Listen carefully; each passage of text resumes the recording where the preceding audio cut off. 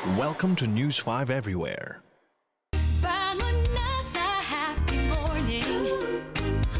Sa mga kikays out there na katulad ko na problema ang tambak nilang oversized o pinaglumaang t-shirt, huwag mag-alala dahil ang mga damit na yan pwedeng i-makeover into fashionable outfits. Watch and learn. Maluwag na ba ang iyong mga damit dahil pumayat ka? O wala ka lang perang pambili ng bagong pangrampa? Huwag mag-alala mga ka-club dahil may paraan para maging fashionable ng walang dagdag gastos. Kumuha lang ng gunting, lapis o ballpen at ang lumuwag na damit. At samahan nyo kaming i-redesign yan into a new outfit. Unahin na natin ang crisscross back. Markahan ang damit sa manggas at kwelyo tsaka ito gupitin. Sa likod naman, gupitin ito sa gitna all the way to the top. Mula sa ginupit, itrim ito pa diagonal. Then, gupitin din ang magkabilang shoulder area.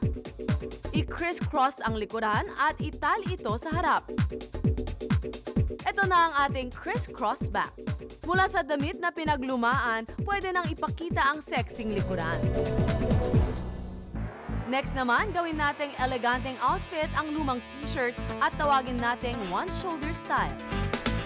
Una, gupitin ng pa-diagonal ang damit mula sa underarm area hanggang sa kwelyo.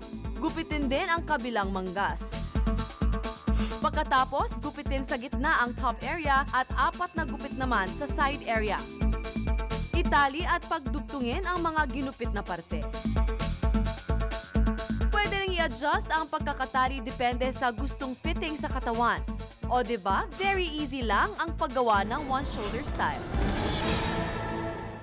Para naman sa mga type magsuot ng comfy but trendy halter, just follow these steps. Gupitin ang magkabilang manggas ng shirt.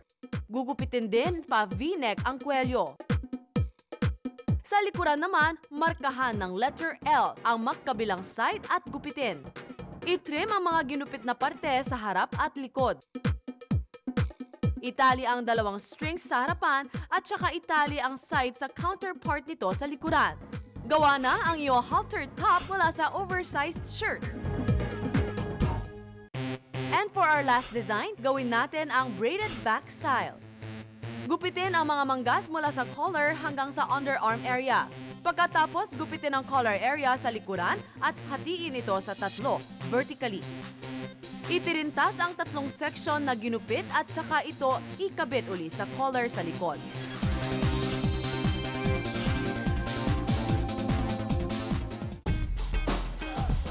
Trendy, comfy at unique, akalain mo bang mula yan sa pinaglumaang damit? Kaya sa mga ka-club natin na nauubos ang oras sa pagpili ng damit dahil wala nang maisuot, ilabas na ang mga lumang damit at transform them into fashionable outfits. Be sure to come back. News 5 Everywhere. Copyright 2013.